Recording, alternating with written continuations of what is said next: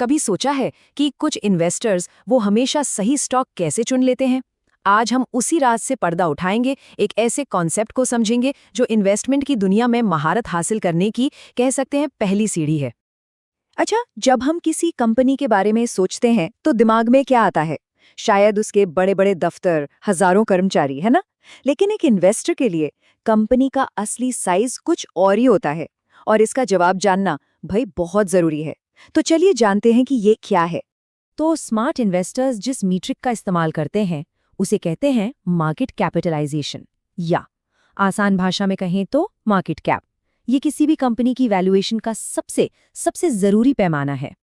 तो सवाल ये है कि ये जरूरी आंकड़ा, ये नंबर आखिर निकाला कैसे जाता है? यकीन मानिए, इसके पीछे का जो गणित है ना, वो बहुत ही आसान है। आइए इसे समझते हैं। इसका फॉर्मूला अरे बिल्कुल सीधा है।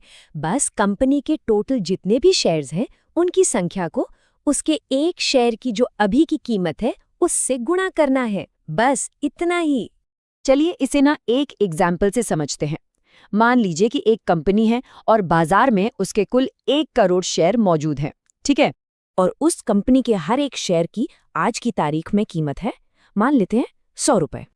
तो अब जब हम इन दोनों नंबर्स को मल्टीप्लाई करते हैं, मतलब 1 करोड़ शेयर्स को 100 रुपए से, तो हमें मिलता है उस कंपनी का टोटल मार्केट वैल्यू, जो इस केस में हुआ पूरे 100 करोड़ रुपए। देखा कितना आसान है? यहाँ एक बात समझनी बहुत जरूरी है।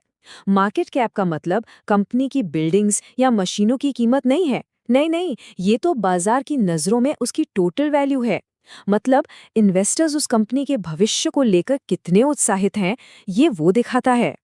सिर्फ ये एक नंबर हमें बहुत कुछ बताता है, जैसे कंपनी कितनी स्टेबल है, उसमें आगे बढ़ने की मतलब ग्रोथ की कितनी गुंजाइश है, और सबसे जरूरी बात, उसमें पैसा लगाना कितना रिस्की हो सकता है। तो इसी मार्केट कैप के आधार पर बाजार की कंपनियों को आमतौर पर 3 मेन कैटेगरीज में बांटा जाता है। चलिए इन्हें भी जानते हैं। ये टेबल हर कैटेगरी की पर्सनालिटी को, उसकी खासियत को साफ साफ दिखाती है। देखिए, एक तरफ है लार्ज कैप, यानी बाजार के बड़े और स्टेबल खिलाड़ी। दूसरी तरफ है स्मॉल कैप्स, मतलब छोटी कंपनियां जिनमें तेजी से बढ़ने की जबरदस्त क्षमता होती है। और इन दोनों के बीच में आती है मिड कैप। अब इन कैटेगरीज को समझना इसलिए जरूरी है क्योंकि यही हमें इन्वेस्टमेंट के सबसे बड़े सवाल का जवाब देता है। कितना रिस्क लेना है और बदले में कितने रिवॉर्ड की उम्मीद करनी है। यहाँ एक सीधा सा नियम काम करता है, जितना कम रिस्क उतना कम मुनाफा। और अगर बड़े मुनाफे की उम्मीद है तो बड़ा रिस्क उठाने के लिए भी तैयार रहना होगा। जैसे स्मॉल कैप में रॉकेट जैसे रिटर्न की संभावना होती है, तो वहीं लार्ज कैप में धीमी लेकिन स्थिर ग्रोथ की उम्मीद की जाती है। तो इस रिस्क को कम करने के लिए समझदार इन्वेस्टर्स क्या करते हैं? जैसा कि कहते हैं ना कि अपने सारे अंडे एक ही टोकरी में नहीं रखने चाहिए। वो अपना सारा पैसा एक ही जगह नहीं लगाते, वो अपने इन्वेस्टमेंट को अलग अलग कैटेगरीज में बांट देते हैं। इसी को कहते हैं डाइवर्सिफिकेशन। एक बैलेंस्ड पोर्टफोलियो, मतलब एक संतुलित पोर्टफोलियो, कुछ इस तरह का दिख सकता है। देखिए, ज्यादातर पैसा बड़ी और सेफ लार्ज कैप कंपनियों में, कुछ पैसा तेजी से बढ़ रही मिड कैप कंपनियों में, और थोड़ा सा पैसा उन छोटी नई स्मॉल कैप कंपनियों में जिनमें सबसे ज्यादा तेजी से बढ़ने की गुंजाइश हो। अब बात करते हैं उस एक सबसे बड़ी गलती की जो ज्यादातर नए इन्वेस्टर्स मार्केट कैप को ना समझने की वजह से कर बैठते हैं। सबसे बड़ी गलती ये सोचना कि महंगा शेयर मतलब अच्छी कंपनी और सस्ता शेयर मतलब बुरी कंपनी। जरा सोचिए, एक कंपनी का शेयर 2000 रुपए का है, लेकिन उसके सिर्फ 1 लाख शेयर हैं, तो उसका मार्केट कैप कितना हुआ? 20 करोड़। वहीं दूसरी कंपनी का शेयर सिर्फ 50 रुपए का है, लेकिन उसके 1 करोड़ शेयर हैं, उसका मार्केट कैप हुआ 50 करोड़। तो कौन सी कंपनी बड़ी हुई? जाहिर है 50 करोड़ वाली।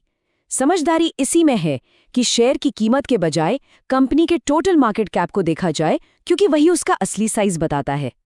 तो चलिए फटाफट दोहराते हैं। पहला, मार्केट कैप कंपनी का सही साइज बताता है। दूसरा, इसे टोटल शेयर्स को शेयर की कीमत से मल्टीप्लाई करके निकालते हैं। तीसरा, कंपनियां लार्ज, मिड और स्मॉल कैप होती हैं जिनके आधार पर पोर्टफोलियो में रिस्क और रिवॉर्ड को बैलेंस किया जा सकता है। और हाँ, सबसे जरूरी, कभी भी सिर्फ शेयर की कीमत देखकर कोई फैसला नहीं लेना है। तो अगली बार जब कोई स्टॉक सामने आए तो सिर्फ उसकी कीमत पर नहीं रुकना है, उसके मार्केट कैप को देखना है, और तब बाजार एक बिल्कुल नई नज़र से दिखाई देगा। अब सोचने वाली बात यह है कि इस नई जानकारी के साथ इन्वेस्टमेंट की रणनीति में क्या बदलाव किए जा सकते हैं।